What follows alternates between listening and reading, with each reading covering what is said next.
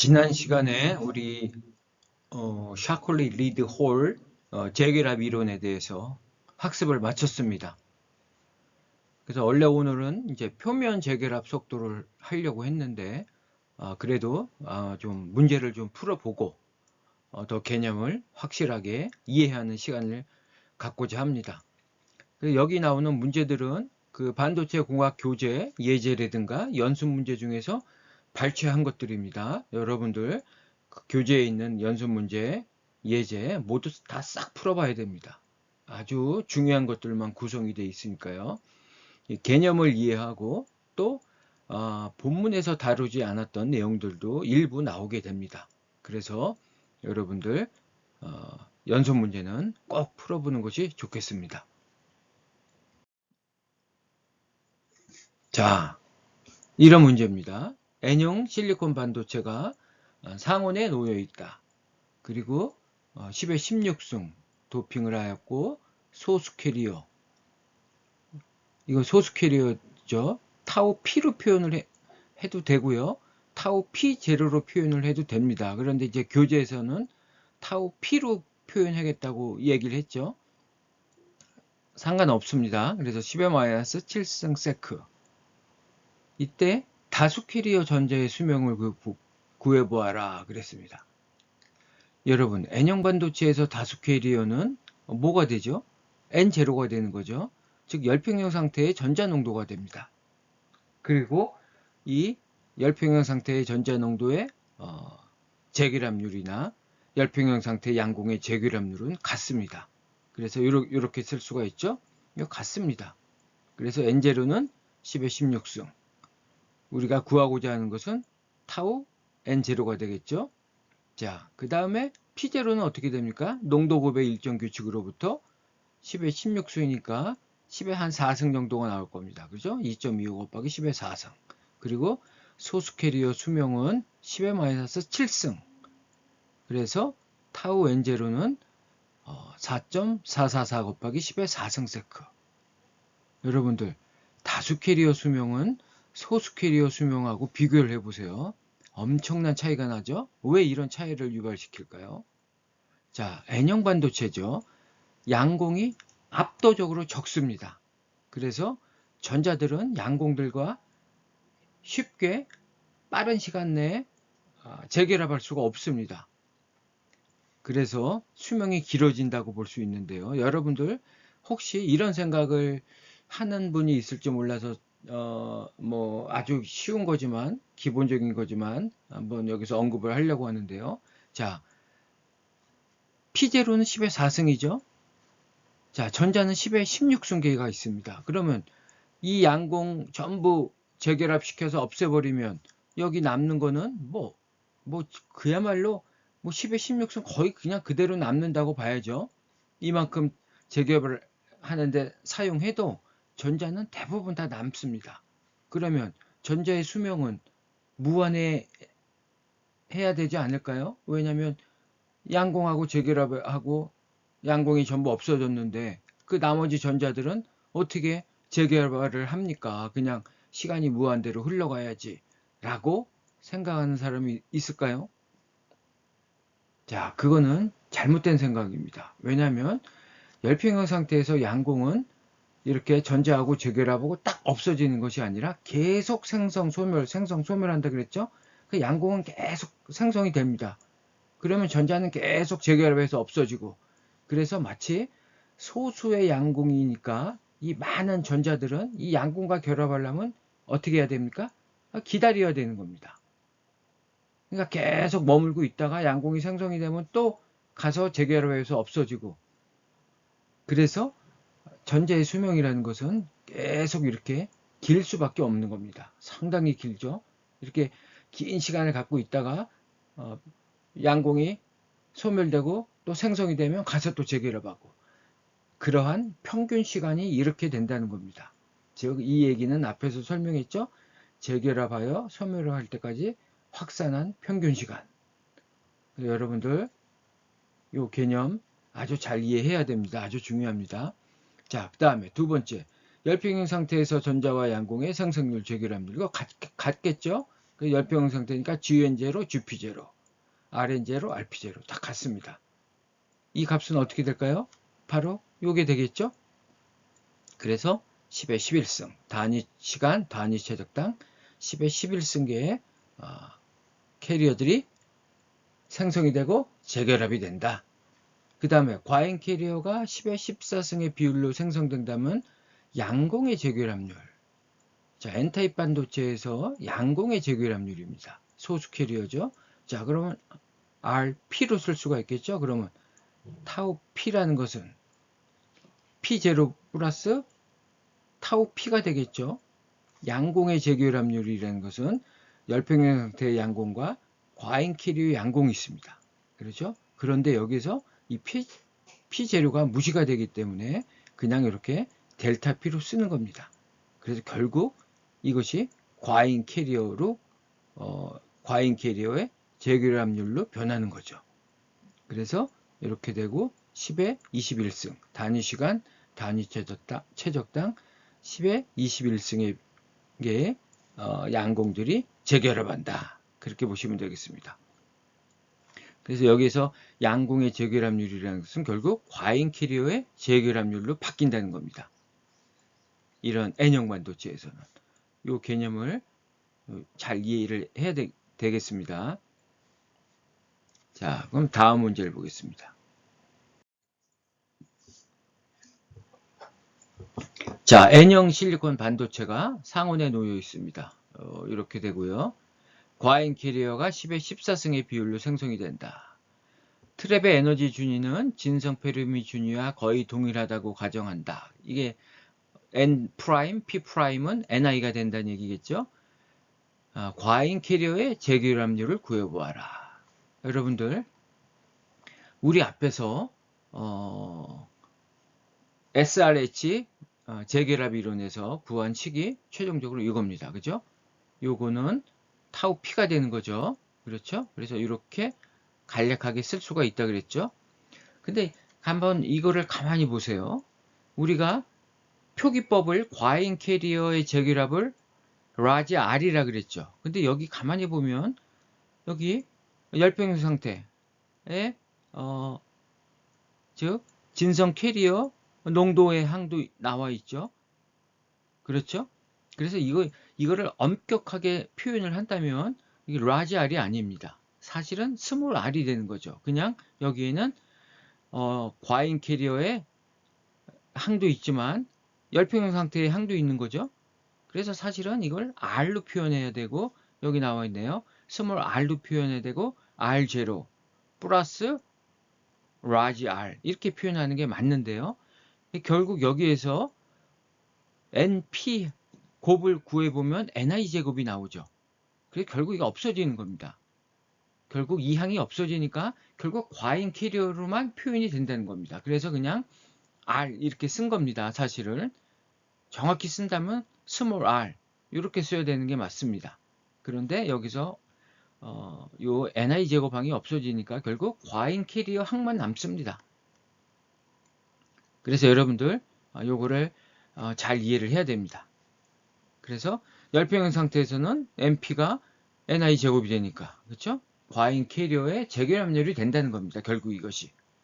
그래서 R 이퀄 자 구해보겠습니다. 타우 P는 10의 마이너스 7승이죠. 그 다음에 N은 어떻게 되나요? 10의 16승이죠. 그리고 델타 N은 어떻게 되죠? 10의 14승 이렇게 되죠. 그 다음에 이 N'은 진성 페르미 준위하고 거의 동일한 위치에 있으니까 트랩이 그래서 이건 무시할 수 있습니다. 10의 10승 정도 되겠죠? 무시할 수 있습니다. 그래서 여기 쓰지 않았습니다. 그 다음에 여기 타우 N 10의 마이너스 7승 그리고 자 P 플러스 P 프라임 P는 어떻게 됩니까? 델타 P로 급격히 변한다 그랬죠? 그래서 10의 14승 여기죠. 10의 14승 이것도 무시할 수 있죠? 무시했습니다. 그 다음에 자 NP의 곱에서 자 N은 어떻게 되죠? 10의 16승 플러스 10의 14승이 되겠죠? N0 플러스 델타 N이고 P는 10의 14승으로 그냥 변한다 그랬으니까 10의 14승 그 다음에 마이너스 ni 제곱은 이렇게 되죠. 그래서 이거를 계산해 보면 자, 9.902 곱하기 10의 20승. 즉, 양공의 과잉 캐리어의 재결합률은 단위 시간, 단위 최적당 약 10의 20승.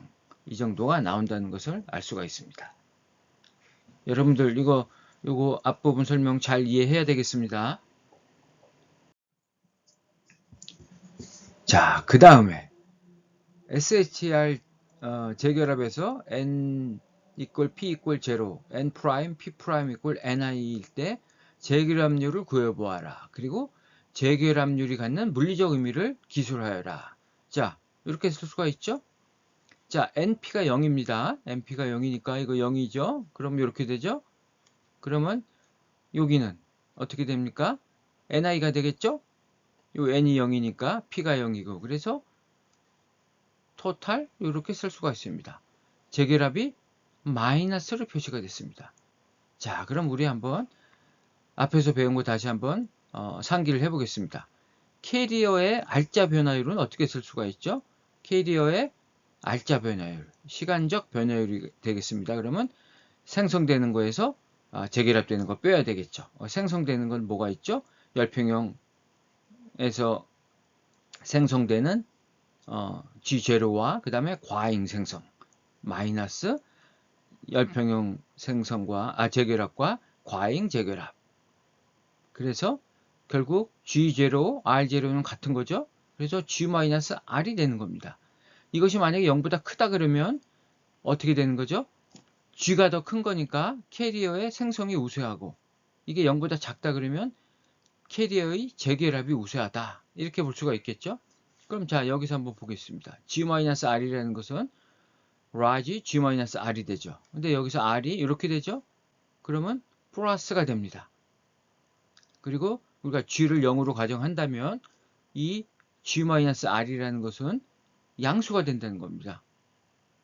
즉, 재결합이 마이너스 값을 갖는다는 얘기는 캐리어의 알짜 변화율이 양수가 되는 거니까 캐리어가 계속 생성이 되어 증가된다고 볼 수 있습니다. 그래서 그냥 단편적으로 얘기한다면 마이너스 재결합이라는 것은 생성의 의미를 갖는다.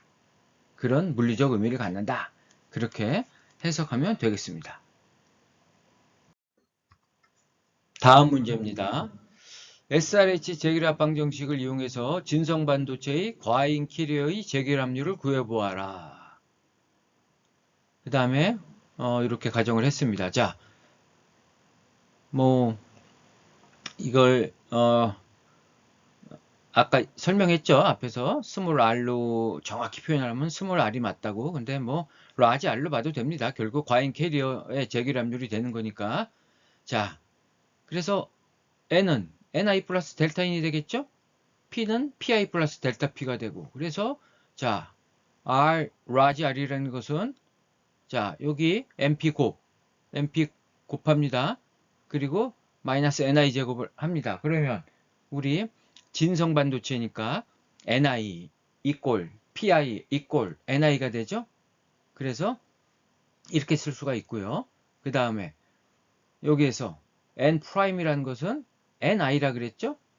그래서 여기서 여기에서는 또 ni가 나오죠. 그래서 ENI가 되고 그 다음에 플러스 델타 n, 그리고 델타 n과 델타 p가 다 같으니까 그냥 델타 n으로 통일하겠습니다. 그래서 이렇게 됩니다. 이건 수학적으로 어려운 거 없으니까 여러분들 그냥 계산해 보면 됩니다. 그래서 이걸 정리하면 이렇게 되죠. 이거 지워지고 결국 이렇게 남습니다. 그래서 이렇게 쓸 수도 있죠. P0 플러스 N0 이렇게 쓸 수도 있습니다. 그래서 진성 반도체 과잉 캐리어 재결합률은 특이합니다. 뭐냐면 이 수명의 항이 양공의 수명과 전자의 수명의 합으로 표현이 됩니다. 수명이 늘어난다는 얘기죠. 그래서 어떻게 됩니까? 이게 늘어나면 재결합률이 감소하는 거죠. 그래서 진성 반도체라는 것은 원래부터 캐리어 농도가 굉장히 낮죠. 그래서 캐리어 농도가 낮으므로 외인성 반도체에 비해서 재결합률이 낮습니다. 재결합률이 낮다는 것은 결국 어떻게 됩니까? 과잉 캐리어의 수명이 증가할 수밖에 없다는 겁니다. 그래서 진성 반도체가 갖는 특징입니다. 외인성 반도체보다 재결합률이 낮고 그 이유는 바로 이 수명이 길기 때문입니다. 자, 진성 반도체의 특징을 잘 이해를 했으면 좋겠습니다. 자, 이제 마지막 문제가 되겠습니다. 자, 요 정도의 크기를 갖는 N형 실리콘 반도체가 상온에 놓여 있고요. 자, 이런 조건 하에서 과잉 캐리어가 10-13승의 비율로 생성이 된다. 트랩의 에너지는 진성의 페르미 준위와 거의 동일하다고 가정하고 다음을 구해보라. 과잉 캐리어의 재결합률 이거죠? 그래서 자, N은 10의 15승 플러스 10의 13승이 되겠죠? P는 델타 P가 되겠죠? 10의 13승 마이너스 이렇게 되고요. 그 다음에 수명은 10의 마이너스 7승에 N은 10의 15승 플러스 10의 13승 그리고 N'은 진성 페르미 준위와 일치하니까 이거 무시할 수 있습니다. NI 정도가 되니까 10의 10승 정도 되니까 이거 무시하고 여기도 무시하고요. 그러면 여기도 10의 마이너스 7승 곱하기 10의 13승. 그래서 정리하면 9.902 곱하기 10의 19승. 단위 시간, 단위 최적당 이 정도의 재결합률을 갖는다. 그렇게 보면 되겠습니다. 자, 그 다음에 반도체 내에서 단위 시간당 소멸하는 총 캐리어의 개수. 자, 이건 어떻게 됩니까? 우리 재결합률을 이렇게 구했죠. 이제 반도체 내에서 단위 시간당입니다. 반도체 내에서. 반도체의 크기가 이만큼이죠. 자, 이만큼 요 최적을 곱해주면 됩니다. 여기에. 그래서 이렇게 재결합률을 갖는데 거기에 이거의 최적 3m 곱하기 센티미터 3승이 되겠죠?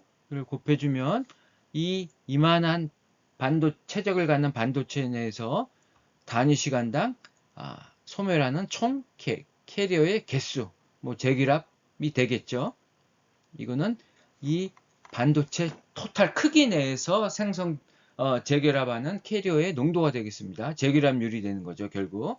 요거는 단위 시간, 단위 최적당이죠. 요 의미 차이를 알겠죠? 이것은 토탈 양이 되겠습니다. 이 반도체 크기 내에서. 그래서 최적이 이만큼이 되니까 총 재결합하는 캐리어의 개수는 10의 20개다. 당연히 증가하겠죠, 이거보다. 자, 이제 다 배웠습니다. 재결합은. 여러분들 이 문제 지금 몇 문제를 뽑았나요? 한 5문제 뽑았나요? 굉장히 중요한 문제들입니다. 이걸 이해할 때까지 들어보시고 계산도 할 수 있어야 됩니다. 자, 그럼 이제 이걸로 이제 SRH 마치고요. 그 다음에 이제 다음 시간에는 이제 표면 재결합 속도. 이것도 굉장히 중요한 개념이 되겠습니다. 자, 그럼 이제 오늘 이것으로 이제 강의를 마치겠습니다.